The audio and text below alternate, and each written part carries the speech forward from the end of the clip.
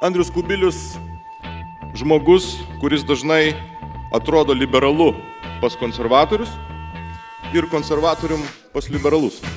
Jeigu nuleido ratą, tai nebūtinai opozicijos darbas. Ir žiemos keliu minant geriau turėti keturratį, kuris padės išvažiuoti per pačius sunkiausius žiemos kelius. Noriu Andriui Kubiliui palinkėti, susidaroti su tomis problemomis, kurie yra mūsų valstybėje. Ir galbūt po 2-3 metų iš šitos tribūnos pasakyti, be reikalo reikėjo pasakyti, kad balsuočiau už. Bet dabar balsuojam laisvai. Iš tikrųjų, labiausiai dėl ko pergyvenu, tai jeigu jau jūs balsuosite, aš žinau, kas laukia apsaugos. Jie jau turi patirties minti gerą 100 km per sekmadienį. Bet iš patirties žinau vieną paprastą dalyką. Nežinau, ar visi čia yra patyrę dviračių minėjai, bet vieną dalyką turbūt visi žino. Jeigu nemini, tai dažniausiai dviratis ir nevažiuoja.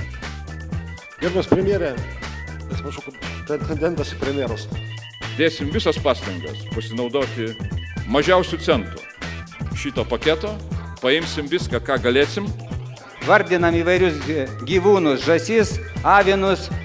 Negaliu pritarti vien dėl to, kad bandom gelbėti Lietuvą ar bristi iš tos krizės būtent mažiausias pajamas žmonių sąskaita. Iš tikrųjų, pasakysiu nuoširdžiai, kai kurie pasisakymai man priminė komunistų partijos laikus, kada jie savo CK plenumuose liaupsino tuometinius CK sekretorius.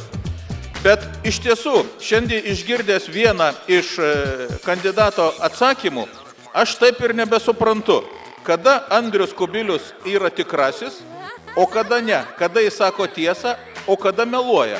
Negaištam laiko, nes iš tiesų aš labai atsiprašau pirmiausia dėl vedimo tvarkos visų vieni kitų kolegų, nes kartais iš tiesų klausantis gėda dėl vaikučių, kurie ateina į ekskursijas. Baigim visus tos avinus, žąsinus ir visa kita. Ir aš norėčiau, kad nuo šiol gerbiamas Andrius Kubilius ir spaudos būtų vadinamas ne krizės, o antikrizės premjeru. Ir palinkėsiu jam tikrai gerų darbų ir mes būsime tikrai tie, kurie dviratį arba keturatį mins lygiai kartu su juo ir koalicijos partneriais.